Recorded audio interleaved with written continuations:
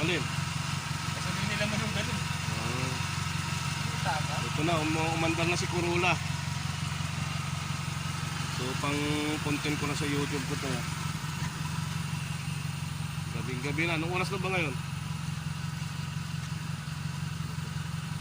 Ito.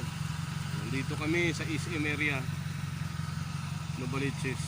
Ginabi na dahil ayaw umandar. So pinalitan ko lang ng ignition coil yan. Nakanana.